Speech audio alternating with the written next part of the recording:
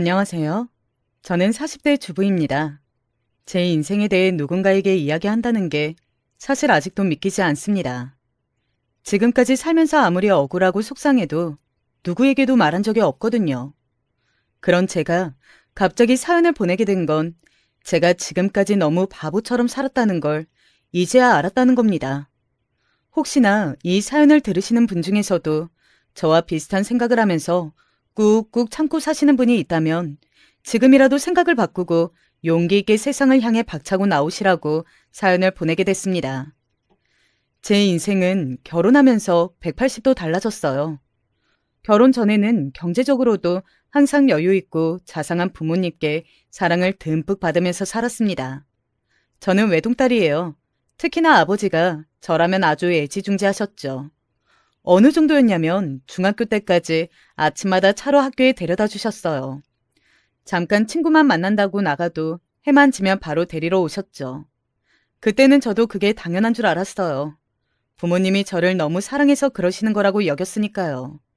그런데 나이가 들어서 보니 주변에서 저를 이상하게 보더군요. 친구들 말이 저희 아버지가 저를 과잉 보호한다고 했어요. 그때는 친구들이 제가 부러워서 괜히 하는 소리인 줄 알았는데 지금만 생각해보니 친구들 말이 맞아요. 부모님이 저를 과잉 보호하신 겁니다. 제게 무슨 일이라도 일어날까봐 전전긍긍하시며 너무 감싸고 돌아서 세상 돌아가는 걸 전혀 몰랐어요. 혼자서 해본 것도 별로 없고 모르는 것도 너무 많았어요. 다른 건 몰라도 저는 20살이 되면 운전면허를 꼭 따고 싶었습니다. 혼자 운전해서 여기저기 여행 다니고 싶었거든요.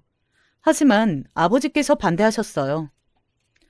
아빠가 있는데 네가 뭐하러 위험하게 운전면허를 따? 가고 싶은 데 있으면 아빠가 항상 데려다 줄 테니까 걱정하지 마. 에이, 나도 이제 성인인데 혼자 여행도 가고 싶고 아무 때나 드라이브도 가고 싶어요. 아빠한테 연수 성실하게 받을 테니까 운전면허는 꼭 따게 해주세요. 세상이 얼마나 위험한데 여자 혼자 여행을 가고 드라이브를 가? 절대 안 돼. 아버지는 제 말이라면 하늘의 별도 따다 주실 분이었지만 제가 아무리 애교를 떠올고 졸라도 안 되는 게 있었어요. 운전이나 여행, 외박은 절대 안 됐습니다. 대학 때도 남들 다 가는 OT나 MT도 한 번도 못 가봤어요. 성인이 되면 누구나 딸 수 있는 운전면허조차 따지 못하게 하는 부모님이 혼자 여행은 절대 보내주실 리 없었죠. 그뿐이겠어요. 소개팅이나 연애도 마음대로 할 수가 없었습니다. 남자는 아무나 만나서는 안 된다면서 결혼할 남자도 아버지가 골라주시겠다고 했어요. 어릴 때부터 매일 들은 소리지만 저는 당연히 농담인 줄 알았어요. 그런데 농담이 아니더군요. 2024년에 이런 이야기를 하면 말도 안 된다고들 생각하시겠지만 저는 부모님이 정해준 남자와 결혼했습니다. 제 남편은 아버지가 사업자 알게 되신 공장 사장님의 아들이었어요. 아버지와 지금의 시아버지 두 분이 적극적으로 밀어붙이신 덕분에 어느새 저는 결혼식장에 들어가고 있었습니다. 그렇다고 조선시대처럼 얼굴도 안 보고 식을 올린 건 아니에요. 평소 부모님끼리 왕래도 잦다 보니 남편과도 자연스레 만나게 됐어요. 남편의 적극적인 구애에 연애도 하고 약혼식까지 올린 후에 결혼했습니다. 남편은 저보다 4살 많았고 시아버지 공장에서 일했어요.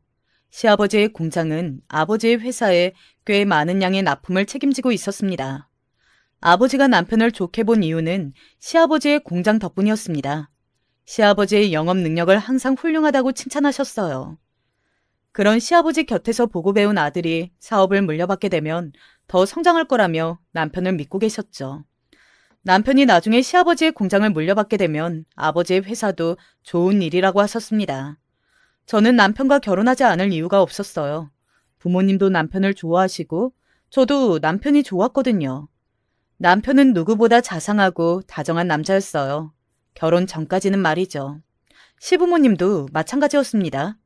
시부모님과도 결혼 전부터 저희 부모님과 함께 자주 뵀었는데 저에게 너무 잘해주셨거든요. 그래서 저는 아무런 의심 없이 남편과 결혼하게 되어도 연애할 때처럼 행복하게 살 줄 알았습니다. 그런데 제 예상은 빗나갔어요. 제가 결혼한 지 채 얼마 되지 않아서 제 결혼 생활은 흔들리기 시작했습니다. 저는 결혼하고 바로 시부모님이 사시는 주택에 들어가 살았습니다. 사실 저는 상견례 자리에서 시부모님이 다른 건 몰라도 아들 며느리와 한 집에 사는 게 오랜 꿈이라고 하셨을 때 저희 부모님이 당연히 반대하실 줄 알았어요. 유명한 딸바보인 아버지가 제가 시댁에 들어가 살게끔 그냥 두실 리 없었거든요. 그런데 웬걸? 저희 부모님께서 흔쾌히 허락하셨습니다. 우리 김 사장, 인성 내가 모르는 게 아닌데 당연히 우리 딸 데리고 살아준다고 하면 내가 마음이 놓이죠. 하하하하. 얼마나 시부모님을 좋게 보시고 믿으셨으면 저를 맡겨도 된다고 하셨어요. 이제 우리도 사돈인데 호칭 말고 그냥 편하게 사돈으로 부르시죠. 수진이는 걱정하지 마세요. 제가 친딸처럼 아주 잘 챙기겠습니다. 상견례 날 분위기는 매우 화기애애했습니다. 마침 모두 다 한 가족 같았어요. 하지만 나중에 들은 이야기로는 친정 아버지도 다 계획이 있으셨더군요. 시부모님께서는 아들이 둘이에요. 남편이 장남이고 바로 아래 남동생이 있습니다. 시동생이 미국에서 유학 중이었어요. 그러다 보니 시아버지는 어느 아들에게 공장을 물려주실지 아직 정하지 않으셨죠. 장남이라고 무조건 큰아들에게 물려주시지는 않는다고 하셨대요. 김 사장이 동글동글 사람이 좋아 보여도 은근 칼 같은 구석이 있어. 무조건 장남이라고 덕하니 공장 물려주진 않을 거야. 내 사업에도 김 사장네 공장은 꼭 필요하니까 수진이 네가 시집가서 시부모님께 잘해서 점수 많이 따야 해. 잘할 수 있지? 집안이 화목하고 아들이 괜찮다고 그렇게 칭찬을 하시더니만 이제 보니까 제가 아버지 사업에 굉장히 중요한 카드였네요. 저는 괜히 서운해서 볼멘소리 하긴 했지만 아버지를 이해 못하는 건 아니었어요. 가난한 집에서 태어난 아버지가 몇십 년 동안 혼자 고생해서 만든 회사인데 얼마나 애정이 있으시겠어요. 하나뿐인 딸을 시집 보내면서까지 꼭 필요한 일이니 저에게 부탁하신 거겠죠. 결혼 이후 시부모님은 1층, 저희 부부는 2층을 썼어요. 제가 결혼했을 당시 친구들은 시댁이랑 한 집에 산다는 게 쉬운 일이 아니라고 했지만 저는 걱정하지 않았습니다. 시부모님은 두 분 다 너무 좋으신 분이었으니까요. 저를 공주처럼 대해주셨습니다. 그래서 저도 시부모님에게 좋은 며느리가 되어드리고 싶었어요. 사실 제가 너무 준비 없이 결혼하는 바람에 할 줄 아는 게 전혀 없었거든요.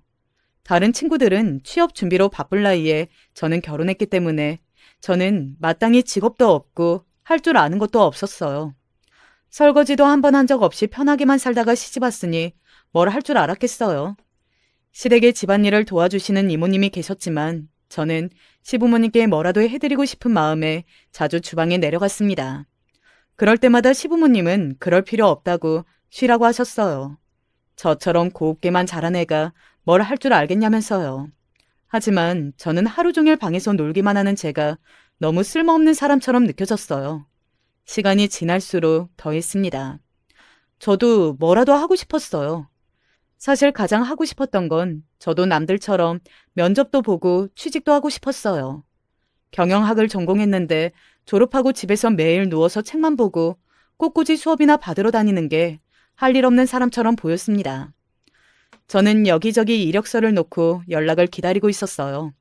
그런데 그 사실을 알게 된 시어머니가 노발대발하셨습니다. 어머, 사도나 하시면 우리가 새아가 너 나가서 돈 벌어오라고 하시는 줄 알겠다. 괜히 쓸데없는 짓 해서 사돈 걱정 끼치지 말고 얌전히 있어. 정 그렇게 심심하면 애라도 하나 만들던지.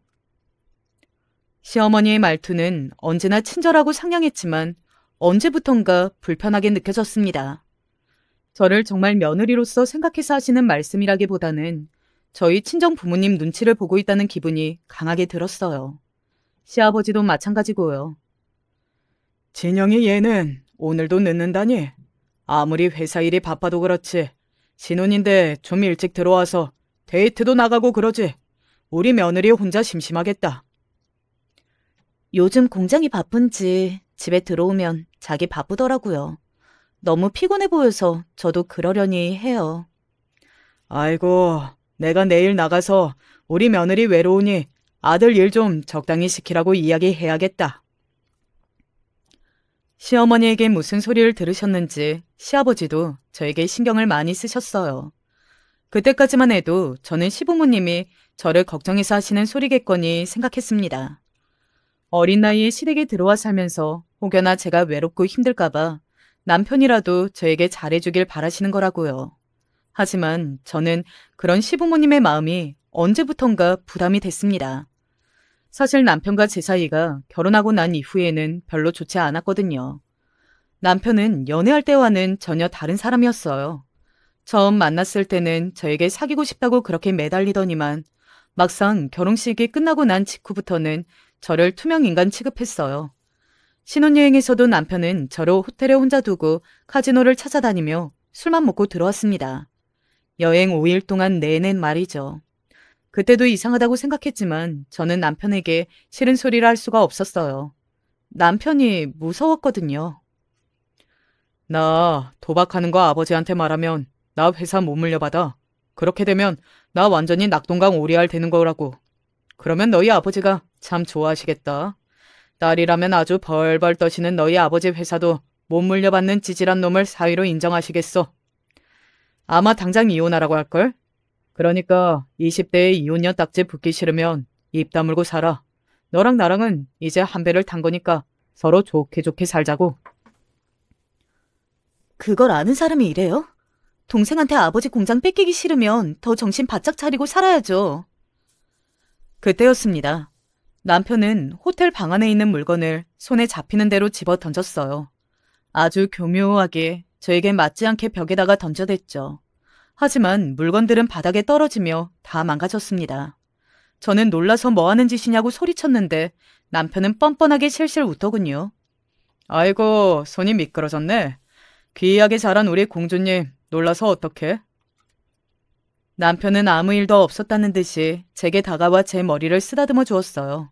저는 순간 머리카락이 쭈뼛 서고 온몸에 소름이 돋았습니다. 그제야 알았어요. 제가 이 남자에게 속았다는 걸 말이죠. 남편은 철저하게 두 얼굴의 인간이었습니다. 본인 기분이 좋을 때면 저에게 말도 안 되게 잘해줬고 심기가 뒤틀리면 멋대로 굴었어요. 처음엔 단순히 이 사람이 감정 기복이 심해서 이러는 건가 싶었는데 시부모님 앞에서나 친정 부모님 앞에서는 세상 자상한 남편처럼 구는 걸 보면 일부러 그러는 거였죠. 저는 바보처럼 남편을 믿었습니다. 사실 부모님이 정해주신 약혼자이긴 했지만 그래도 둘이 몇 개월 연애하면서 제가 본 남편이 있어요.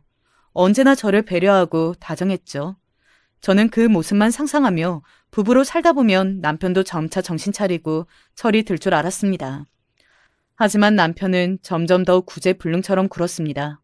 살면 살수록 남편이 저를 사랑해서 결혼한 게 아니라는 생각이 들었어요. 남편은 시아버지에게서 공장을 물려받으려고 저와 결혼한 거였죠. 그 사실을 안 건 결혼하고 1년 정도 됐을 때예요. 시동생이 미국에서 공부를 마치고 들어온다고 하자 남편은 굉장히 초조했습니다. 금방이라도 시동생에게 다 뺏길까봐 전전긍긍했죠. 인턴하고 내년에 들어온다고 하더니만 왜 갑자기 1년이나 일찍 들어온다는 거야? 당신 아버지한테 뭐 들은 소리 없어? 남편은 시동생에게 공장을 뺏길까봐 무서우면 일을 좀 열심히 하면 될걸. 매일 일도 제대로 안 하고 술만 먹고 다녔어요. 그래놓고 매일 저에게 소리를 질렀습니다. 시아버지에게 뭐 들은 소리 없냐면서요. 당신도 모르는 아버님 마음을 내가 어떻게 알아. 공장이 그렇게 갖고 싶으면 일이나 열심히 하고 말해. 네가 모르면 누가 알아. 아버지가 너랑 결혼만 하면 공장은 당연히 나한테 물려준다고 했는데 아직도 확답을 안 하잖아. 그랬습니다. 남편은 오로지 시아버지에게 공장을 물려받으려고 저랑 결혼한 거였어요. 그래서 저에게 다정한 척, 잘하는 척 군 거죠. 저도 이미 마음으로는 알고 있었지만 막상 남편 입으로 직접 들으니 가슴이 뻥 뚫리는 것 같았습니다. 제가 도대체 누굴 믿고 결혼해서 이 집에서 1년이나 넘게 살았나 허무하더군요. 남편의 만행은 거기서 끝이 아니었어요. 아무리 그래도 부부로서 서로 지켜야 할 선이라는 게 있잖아요. 그런데 그 선을 남편은 너무 쉽게 넘었습니다. 저도 웬만하면 다 참고 넘어가 주려고 했어요. 애초에 끈끈한 사랑으로 연결된 부부도 아니고 자식이 있는 것도 아니지만 최소한 결혼식을 올리고 혼인신고까지 한 부분이 최소한의 예의는 지켜야 한다고 생각했죠. 어느 날 새벽 2시가 넘을 때까지 남편이 집에 들어오지 않아 걱정돼서 잠도 못 자고 있었어요. 그때 제 핸드폰이 울리더군요. 남편이었어요. 저는 놀라서 전화를 받았습니다. 그런데 전화를 걸어온 건 남편이 아니라 웬 여자였어요. 진영 씨가 술인 많이 취해서 일어나질 못하네요. 집에 가라고 해도 오늘은 우리 집에서 자고 간다고 우겨서 오늘은 여기서 재우고 내일 출근하라고 할 테니까 걱정하지 마세요. 여자는 자기 할 말만 하고 전화를 뚝 끊어버렸습니다. 저는 너무 어이가 없고 기가 차서 말문이 턱하고 막혀버렸어요. 남편이 매일 여자들과 어울려서 술을 먹고 다닌다는 건 알고 있었지만 아예 상간녀와 살림을 차리고 사는지는 생각도 못했습니다. 저는 아무리 아버지의 사업이 중요하다고 해도 절대 바람을 피우는 놈하고는 살 수 없었어요. 아무리 사업이 중요해도 친정 부모님도 그걸 원하실 리 없었어요. 저는 다음 날 아침 시부모님께 말씀드리려고 바로 내려갔습니다. 남편이 바람을 피우고 있고 도저히 같이 살 수가 없다고요. 마침 시부모님이 1층 거실에 앉아 계시더군요. 그런데 어딘지 분위기가 심각해 보였어요.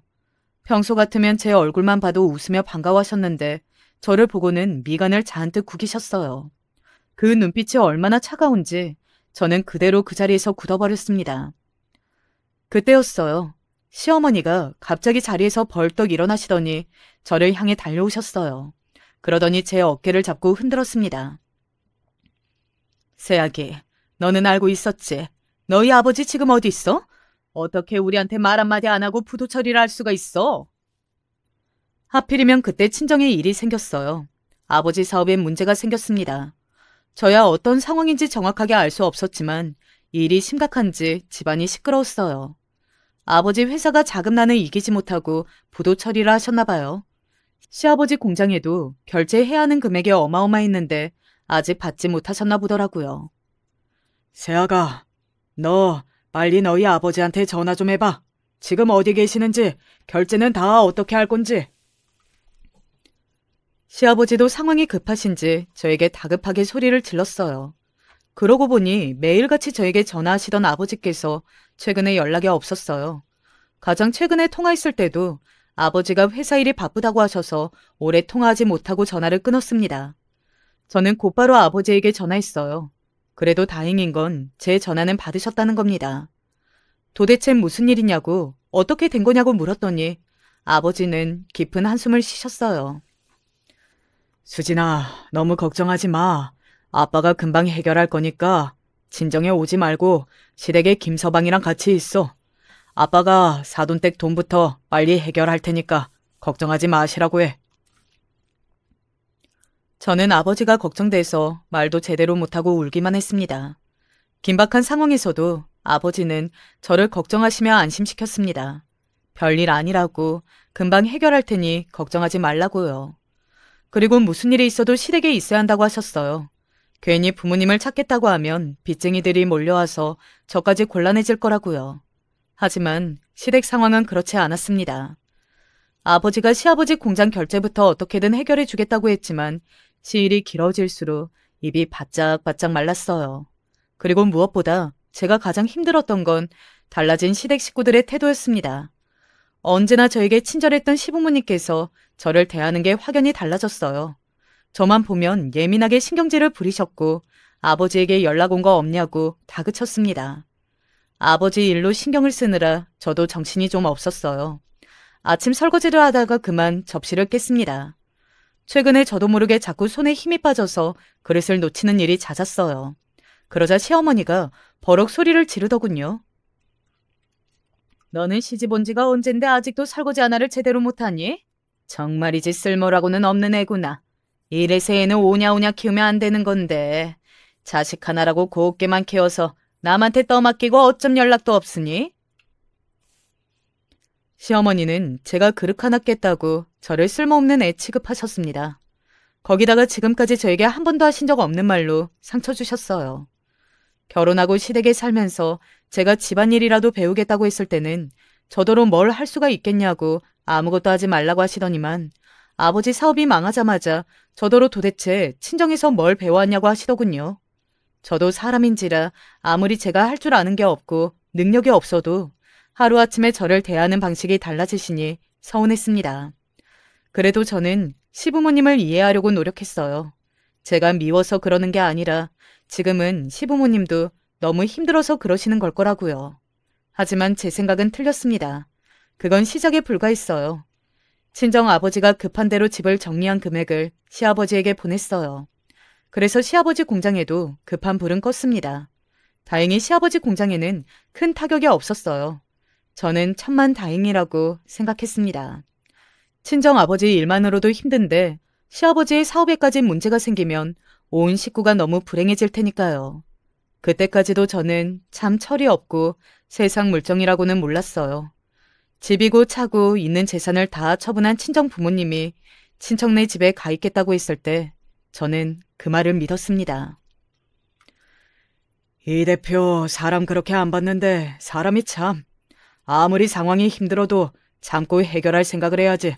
아 세상에 자식 버리고 야반도주를 하면 어떡해 야반도주를. 아 그러게요. 아 그나저나 우리는 어떡해요? 수진이 채 계속 데리고 있어도 되는 거예요? 괜히 우리한테까지 불똥 튀는 거 아니냐고요? 시골 친척네 가신다고 하셨던 친정 부모님은 몇 개월 동안 연락이 두절됐습니다. 저는 걱정이 돼서 백방으로 부모님 소식을 찾아다녔는데 아는 사람이 없었어요.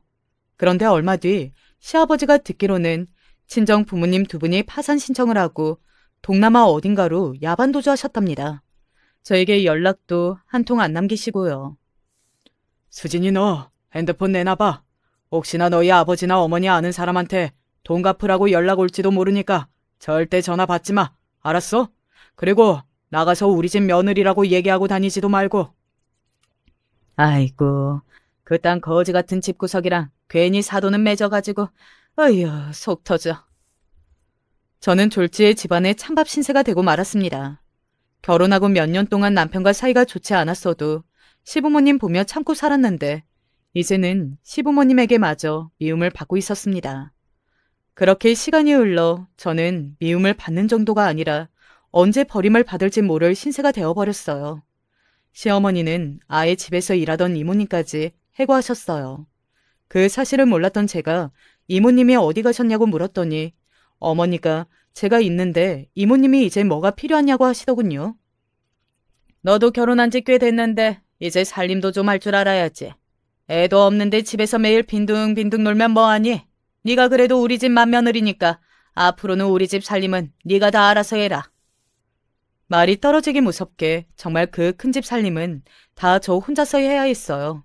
시어머니는 손 하나 까딱 안 하시고 청소, 빨래, 식사 준비 등등 모든 집안일을 다 저에게 시키셨습니다.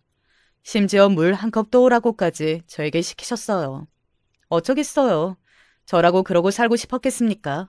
가지고 있는 거라고는 덜렁 대학 졸업장 한 장뿐이고 어느새 30도 넘어서 할 줄 아는 것도 없었어요.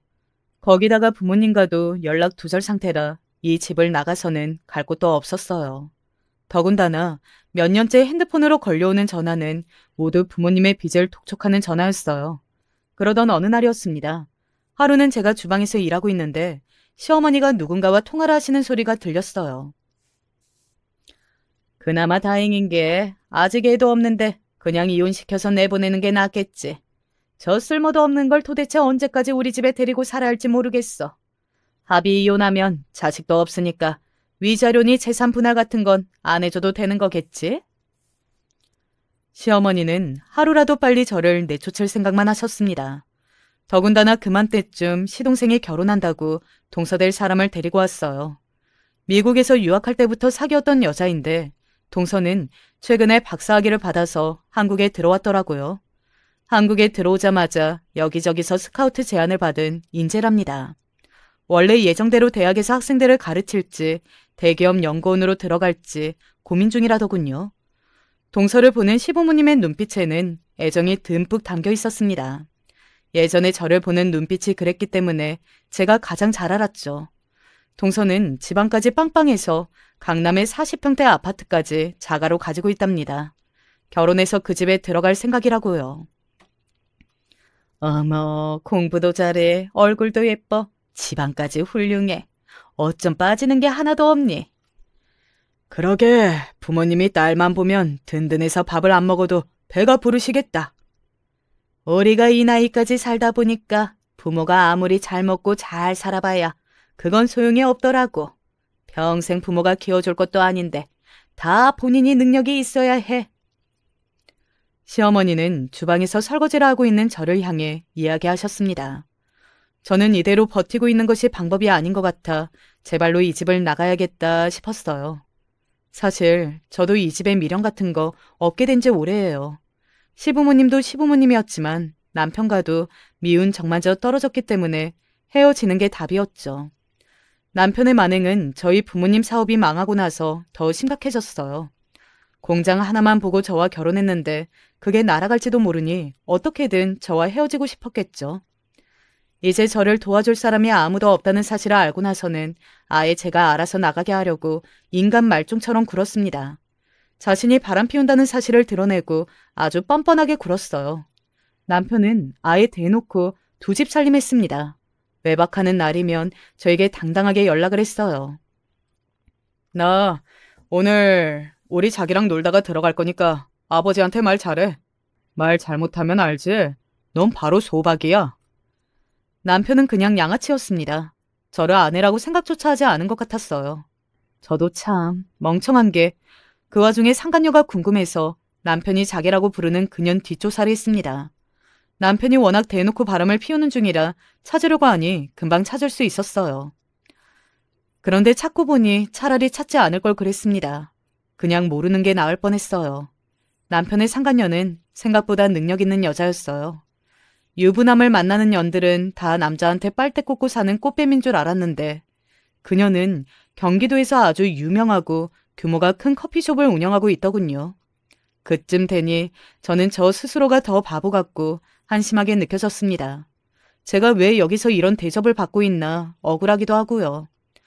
저는 남편에게 소박 맞든 이혼을 당하든 아내로서 제 권리를 주장해야겠다는 생각이 들었습니다.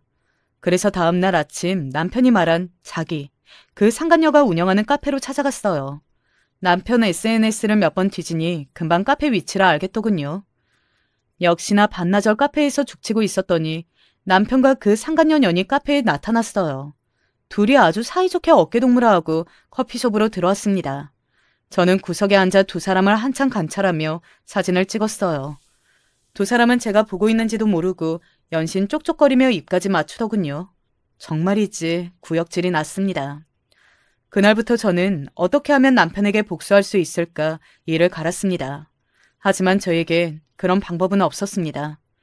바람 피우는 남편에게 복수한다는 건 지금 당장 남편에게 망신을 주고 헤어져야 한다는 건데 그건 남편에게 전혀 복수가 아니니까요. 지금 당장 제가 남편과 헤어지겠다고 하면 남편이든 시부모님이든 누구 하나 말리지 않을 거예요. 아마 두 팔 벌려 모두 다 환영할 겁니다. 제발 이혼해달라고요. 이런 생각을 하고 있다는 것만으로도 서럽고 억울해서 그냥 이 집을 나가버리자 마음을 먹어도 나갈 수가 없었어요.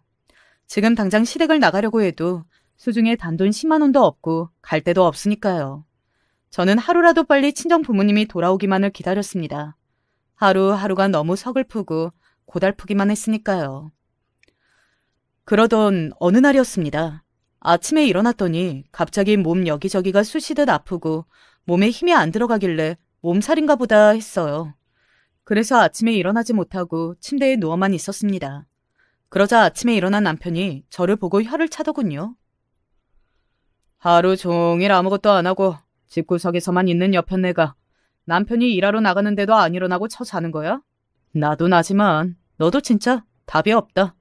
나 오늘 안 들어올 거니까 그런 줄 알고 전화하지 마. 몸이 너무 안 좋아서 그래요. 몸살 같은데 약 좀 가져다 줘요. 약 같은 소리 하고 있네. 그게 다 매일 집구석에서만 있으니까 면역이 약해져서 그래. 이래서 사람이 나가서 일도 하고 사람도 만나고 해야 하는 건데 저건 집 지키는 개도 아니고 어떻게 저렇게 하루 종일 집에만 있는지 몰라. 아휴, 징그러워. 몸에 힘이 하나도 안 들어가고 저는 도저히 일어날 수가 없었습니다. 없는 힘을 쥐어짜서 제발 좀 도와달라고 간신히 말한 건데 남편은 그런 저를 외면하고 나가버렸습니다. 저는 어떻게든 자리에서 일어나 보려 안간힘을 썼지만 도저히 몸에 힘이 들어가지를 않았어요. 그런데 그때 시어머니가 방문을 벌컥 열고 들어와서 소리를 지르셨어요. 아직도 안 일어나고 뭐 하냐고요. 그럴 줄 알았습니다.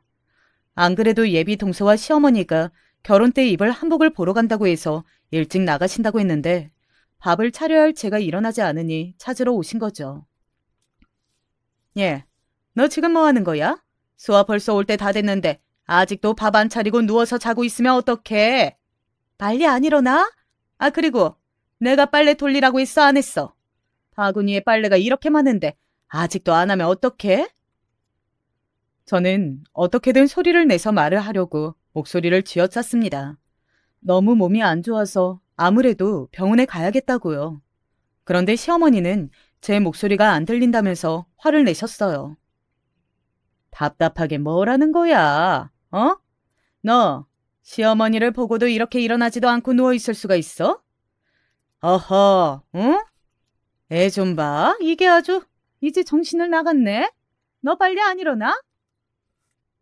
시어머니는 아무리 말해도 자리에서 일어나지 않는 저에게 소리를 지르며 손에 들고 있던 빨랫더미를 저에게 던지셨어요.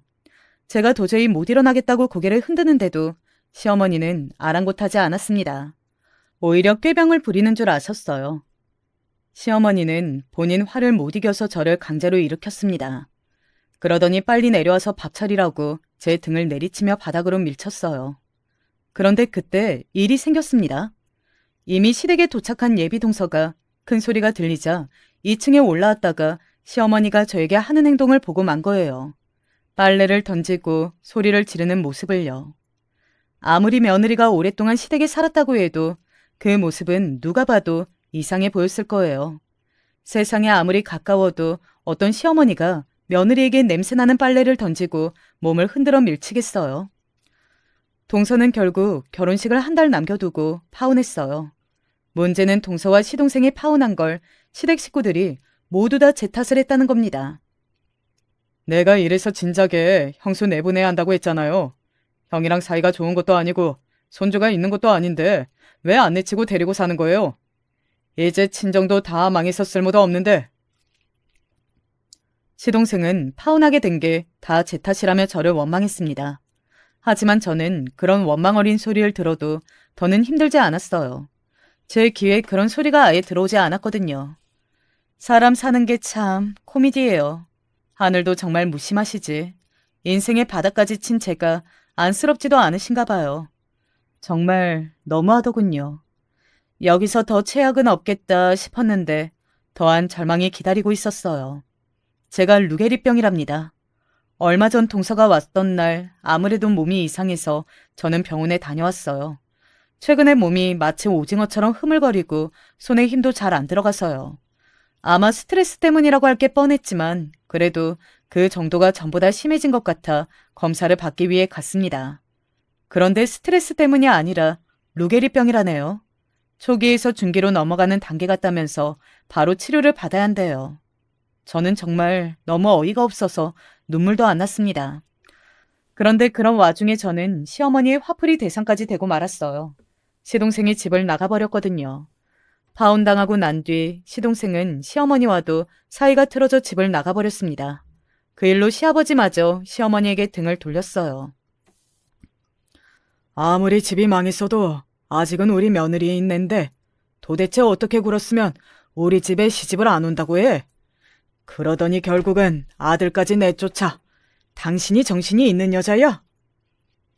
시어머니가 저에게 어떻게 하든 관심도 없었던 시아버지가 둘째 아들이 나가버리자 당황하신 것 같았어요. 그럴 만도 한 게 시아버지 공장을 물려받을 만한 사람이 없었거든요.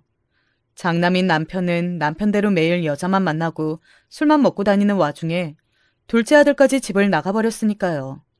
거기다가 며느리라고 하나 있는 건 병까지 걸렸다고 하니 시아버지 속도 말이 아니셨죠. 그래도 시댁에서 저를 안쓰럽게 생각하는 건 그나마 시아버지뿐이었어요. 내 아들놈도 알코올 중독에 마누라 두고도 버젓이 두 집 살림하는 개차반인데 며느리 아프다고 내칠 수 있어? 김 대표가 딸 자식이라면 무슨 짓이든지 하는 사람인데 딸내미 한국에 혼자 두고 아직 연락 없는 거 보면 분명 무슨 일이 있는 거야? 그러니까 괜히 아픈 애 괴롭히지 말고 잘 보살펴줘. 병원에도 꼬박꼬박 데려가고. 그러니까 그냥 빨리 이혼시켜서 내보내면 되잖아요. 당신 아들도 데리고 살기 싫다고 내친 애를 내가 왜 돌봐요? 거기다가 사돈이라고 한국 떠난 지 몇 년인데 아직도 살아있겠어요? 죽어도 벌써 죽었지. 김 대표가 다 망하게 생긴 와중에도 내 돈부터 갚았어. 그게 왜 그랬겠어? 자기 딸 걱정돼서 그런 걸 거 아니야. 그 돈 아니었으면 나도 망했어. 사람이 아무리 돈이 중요해도 의리를 저버리면 안 돼. 결혼하고 같이 산 세월이 벌써 몇 년인데 며느리도 내 자식이지. 아픈 사람 내쫓으면 벌받아 이 사람아. 시아버지 아니었으면 저는 아마 쫓겨나도 진작 쫓겨났을 거예요. 그래도 오래 산 세월은 무시 못하는지 시아버지는 아픈 저를 불쌍하게 여겼습니다. 시아버지는 집에 들어와도 좋은 일이라고는 하나도 없으니 점점 일에만 매진하셨어요. 하루 종일 공장에만 계시다가 늦은 밤이 되어서야 돌아오셨습니다. 그러다 보니 매일 집에는 저와 시어머니 단 둘뿐이었죠. 저는 어떻게든 낳기 위해 병원 치료에 힘썼어요. 해볼 수 있는 건 다 해보려고 했습니다. 하지만 제 마음과 달리 시어머니 생각은 달랐어요. 하루가 다르게 쇠약해지는 저를 볼 때마다 화가 나는지 언제부턴가 저를 지나가는 벌레 보듯 하셨어요. 그러다가 본인 기분이 좋지 않으면 저에게 막말뿐이 아니라 손찌검까지 하셨습니다. 사실 한 번 때리기가 무섭지 한 번 때리기 시작하면 두 번은 아주 쉽더군요. 시작은 제가 잦은 실수하면서 시작됐어요. 제가 루게리병이다 보니 손이나 몸에 갑자기 힘이 쭉 빠져요. 가끔은 한쪽에 마비 증상이 생기기도 하고요. 저는 청소하거나 설거지를 하다가 물건을 떨어뜨리거나 깨기 일쑤였죠. 시어머니는 그럴 때마다 굉장히 히스테리하게 반응하셨어요. 눈에 보이는 물건을 아무거나 집어 저에게 던지셨죠. 물건을 집어 던지는 것도 처음에는 놀랐지 잦아지니 놀랍지도 않더군요. 더군다나 제 혀근육마저 마비가 되면서 말도 어눌해졌어요. 그러다 보니 시어머니가 저에게 물건을 던지고 소리를 지른다고 누구에게도 말할 수가 없었어요.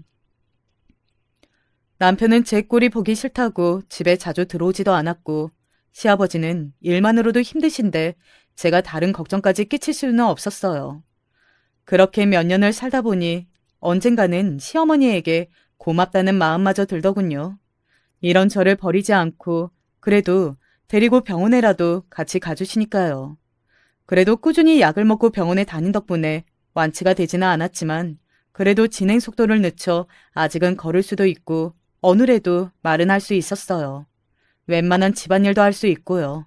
하지만 이미 그때는 제가 시어머니의 완벽한 샌드백이 되어 있었어요. 시아버지의 권유로 재활을 열심히 받은 덕분에 병을 이겨내며 열심히 살려고 노력했어요. 그런데 제가 뭔가 노력하고 이겨내려고 하는 모습이 시어머니 마음에 안 들었던 것 같아요. 시어머니는 툭하며 저를 때렸습니다. 어떨 때는 제가 실수를 하지 않고 별말하지 않았는데도 성큼성큼 걸어와서 제 뺨이나 머리를 때렸어요. 정말 퍽 소리가 날 정도로요. 때릴 때마다 이유가 있었습니다. 뭐든 다 저 때문이었으니까요. 저는 시어머니가 때려도 꾹 참았습니다. 그리고 홀로 설 준비를 했어요.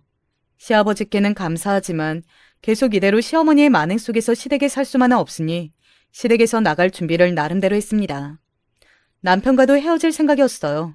사실 호적이만 부부로 되어 있지 진짜 부부로 살지도 않았지만 어쨌든 한 집에서 산 세월이 10년이 넘었으니 법적으로는 부부는 부부였죠. 시댁에서 살면서 끔찍한 일도 많았고 서러운 일도 많았지만 저는 남편이 이혼만 해주면 얌전히 나갈 생각이에요. 그래서 이혼하고 위자료라도 조금 받아서 혼자서 지낼 수 있는 시설이나 병원도 이미 알아봤어요. 그런데 그맘때쯤 놀라운 일이 벌어졌습니다. 친정 부모님에게 연락이 왔어요. 저는 믿기지 않았습니다. 부모님과 연락이 끊긴 지 딱 10년 만이었어요. 친정 부모님은 동남아에서 새롭게 시작하셨답니다. 저에게 바로 연락하지 못한 건 한국에 빚쟁이들이 많다 보니 혹여나 저에게 피해가 갈까봐 연락 못했대요. 드디어 한국에서 진 빚 다 갚았어. 아버지가 금방 한국에 들어갈 거니까 걱정하지 말고 기다리고 있어. 아버지도 대단하신 게 그 많은 빚을 10년 동안 다 갚았답니다. 저는 다른 걸 다 떠나서 부모님의 목소리를 들었다는 것만으로도 너무 행복했어요. 그날 밤 저는 아주 오랜만에 기분 좋은 마음으로 잠들었습니다.